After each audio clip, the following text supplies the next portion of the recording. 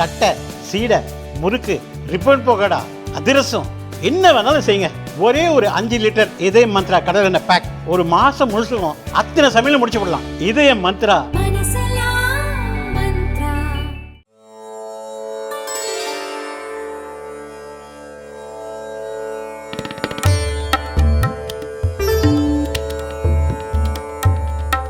காஞ்சிபுரம் மாவட்டம் உத்திரமேரூரில் உள்ள பொற்பந்தல் என்ற அழகிய கிராமத்தில் அனுமனீஸ்வரர் கோயில் உள்ளது. மூலவர் அனுமனீஸ்வரர், அகஸ்தீஸ்வரர், அம்மன் அமிர்தவல்லி, திரிபுர சுந்தரி. விஜயநகர காலத்தில் கட்டப்பட்டது. கோயில் நுழைவாயிலில் சிவகாமி மற்றும் உற்சவர்களுடன் நடராஜர் உள்ளனர். கோஷ்டத்தில் எந்த உருவங்களும் இல்லை. விநாயகர், வள்ளி தேவசேனா, சுப்பிரமணியர் மண்டபத்தில் உள்ளனர். இரு மண்டபத்தில் 2 ரிஷபங்களும் கோயிலின் கிழக்கு பக்கத்தில் ஒரு பலிபீடமும் உள்ளன. 2 சிவலிங்கங்கள் உள்ளன. அவற்றில் ஒன்று கருவறையிலும் சேதமடைந்த ஒன்று அந்தரத்திலும் உள்ளது. அதேபோல் 2 அம்பாள்களும் உள்ளனர். இங்குள்ள சிவனை போற்றி பாடியுள்ளார் திருநாவுக்கரசர். ஸ்தல விருட்சம் வில்வ மரம். சிதம்பரம் போலவே இந்த கோயிலிலும் நடராஜருக்கு ஆண்டுக்கு ஒரு முறை சிறப்பு அபிஷேகம் நடக்கிறது. 50 ஆண்டுகளுக்கு முன் இந்த கோயிலின் விநாயகர் சிலை சேதமடைந்ததால் அதை ஊர் மக்கள் குளத்தில் வீசினர். அதே இடத்தில் இன்னொரு விநாயகர் சிலையை நிறுவினர். அன்றிரவே விநாயகர் மக்கள் கனவில் தோன்றி, உங்கள் வீட்டில் ஒருவருக்கு ஊனம் ஏற்பட்டால் அவரை குளத்தில் வீசுவீர்களா என கேட்டார். அனைவரும் மறுநாளே குளத்திலிருந்து சிலையை மீட்டனர். தனி கோயில் கட்டி அங்கேயே சிலையை நிறுவினர். இன்று வரை அது பலருக்கு குல தெய்வமாக இருக்கிறது. சிறப்பு பூஜைகளும் நடக்கிறது. பொற்பந்தல் அனுமேஸ்வரர் கோயிலை சீரமைக்க இந்து சமய அறநிலையத்துறை நடவடிக்கை எடுக்க பக்தர்கள் கோரிக்கை விடுத்துள்ளனர். ஹரஹர மகாதேவ. குரு பிரம்மா குருர் விஷ்ணு குருர்தேவோ மகேஸ்வர. குரு சாட்சாத் பரபிரம்மா தஸ்மை ஸ்ரீ குரவே நமः. ஆதி பூஜ்யாய தேவாய தந்த மோதகதாரிணே வல்லபா பிராணகாந்தாய ஸ்ரீ கணேசாய மங்களம்.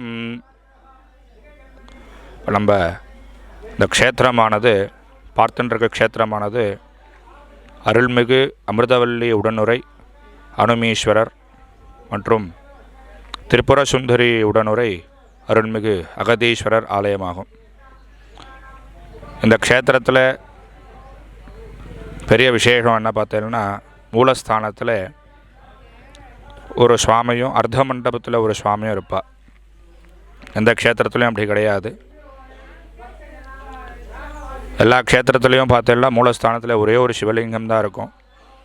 இந்த க்ஷேத்திரத்தில் மட்டும்தான் மூலஸ்தானத்துலேயும் கர்ப்ப கிரகத்துலேயும் அர்த்த மண்டபத்துலேயும் 2 சிவலிங்கம் உண்டு, 2 அம்பாள் உண்டு.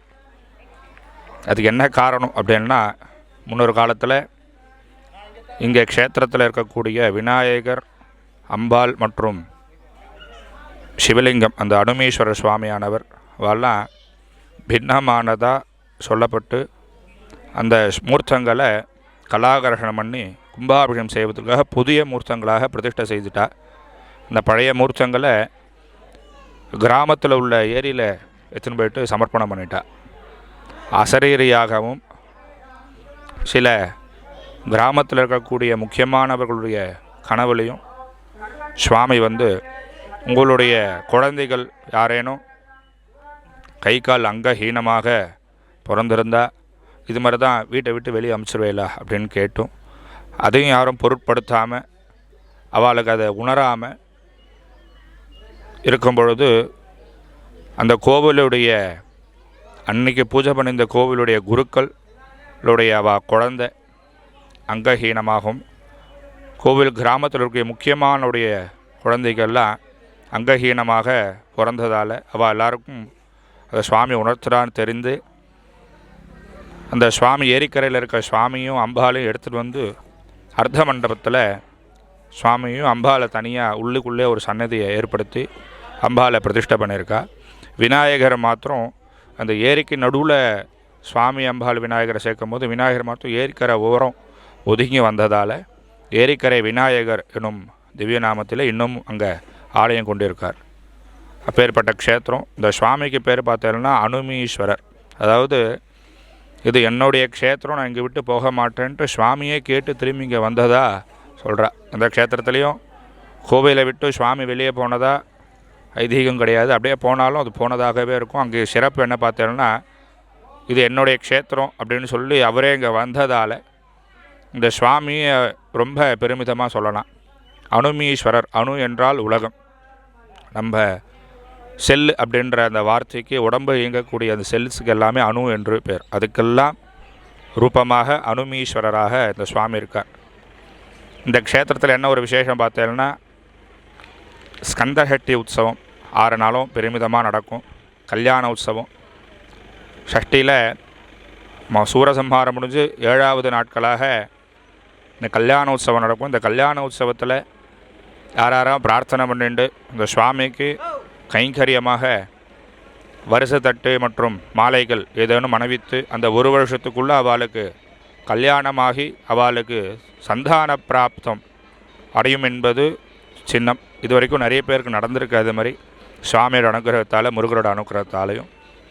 அதுக்கப்புறம் பார்த்தோன்னா இந்த விசேஷம், இந்த க்ஷேத்திரத்தில் கோபுரம் பார்த்தேன்னா தெற்க பார்த்த கோபுரம்.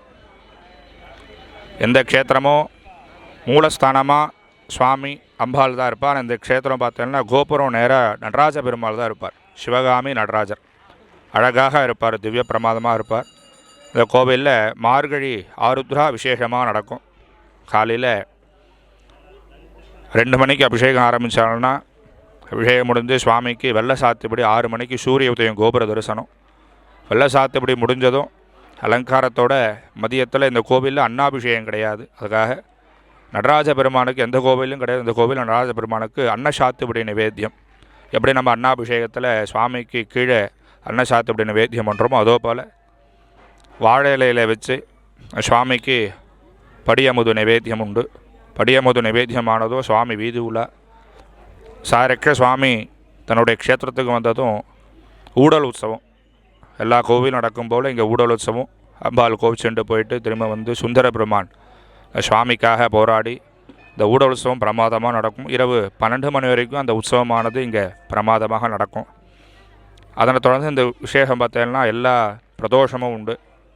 அது இல்லாமல் இந்த க்ஷேத்திரத்தில் வந்துட்டு போகிறவாளுக்கு முக்கியமாக இந்த அணு, அதாவது இந்த ஹார்ட் ப்ராப்ளம் மற்றும் அவள் மனசுக்குள்ளே இந்த சஞ்சலங்கள் கஷ்டம் நிவர்த்தி ஆகிற க்ஷேத்திரம் அது. இந்த ஊர் பார்த்தீங்கன்னா பொற்பந்தல் அப்படின்ற திவ்ய நாமத்தை கொண்டது. இந்த பொற்பந்தலுக்கு என்ன அர்த்தம் பார்த்தீங்கன்னா பொன்னான பந்தல் அப்படின்ட்டு உண்டு. முப்போகமும் விளையக்கூடியதால் இந்த க்ஷேத்திரத்துக்கு பொற்பந்தல் அப்படின்ட்டு பேர். இந்த க்ஷேத்திரமும் பார்த்தீங்கன்னா தெற்க பாத்திர கோபுரம் நடராஜர் தான் பிரதானமாக இருப்பார். கோவிலில் நீங்கள் உள்ள நுழைய வரும்போதே பார்த்தீங்கன்னா நடராஜர் தான் உங்களுக்கு காட்சி அளிப்பார். பொன்னான பந்தல் அவரும் அம்பலவாசன். சிதம்பரமும் அம்பலவாசன், இங்கமும் அம்பலவாசன். அம்பலம் என்றால் பந்தல், பந்தலவாசன் தான் இங்கே சுவாமி பிரமாதமாக இருப்பார். இந்த க்ஷேத்திரத்துக்கு வரக்கூடியவா எல்லாரும் அவாவா கஷ்டத்துக்காகவும் தன்னுடைய சரீரத்தில் உள்ளக்கூடிய வியாதிகள், என்ன வியாதினே சொல்ல முடியாது, இவர்களை தீர்க்க முடியாது அப்படின்னு டாக்டர் சொல்கிறாள் இல்லையா, அவளுக்கெல்லாம் அணு தான். அந்த அணு ஒழுங்காக போனால் தான் சரீரத்தில் ஒழுங்காக உற்பத்தி ஆகி நம்மளுக்கு சரீரம் நல்லபடியாக வேலை செய்யும். அப்படி சொல்லக்கூடிய வியாதிகளுக்கெல்லாம் நிவர்த்தியாக இந்த க்ஷேத்திரம் அமைஞ்சிருக்கு. இந்த க்ஷேத்திரத்தில் எல்லா க்ஷேத்திரத்திலும் பார்த்தீங்கன்னா ஈசான்ய பாகத்தில் நவக்கிரகம் இருக்கும். இந்த க்ஷேத்திரத்தில் பார்த்தீங்கன்னா விசேஷமாக ஆக்னேய பாகத்தில் தான் நவக்கிரகம் பிரதிஷ்டையாக இருக்கும்.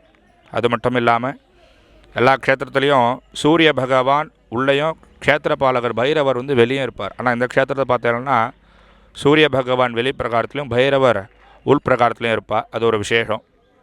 அது மட்டும் இல்லாமல் இந்த க்ஷேத்திரத்துக்கு வரக்கூடிய வழி பார்த்தீங்கன்னா செங்கல்பட்டிலிருந்து சாலவாக்கம் வழியாக பொற்பந்தல் அப்படின்னு வரலாம். அப்படின்னா காஞ்சிபுரத்துலேருந்து வாலாஜாபாத், பழைய சிவரம், திருமுக்கூடல் வழியாக இந்த க்ஷேத்திரத்துக்கு வந்து தரிசனம் பண்ணலாம்.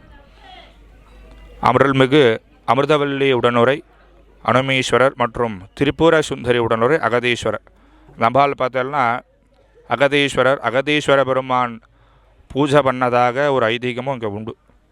இந்த ஆலயம் கும்பாபிஷேகமாகி 70 ஆண்டுகள் ஆகின்றன.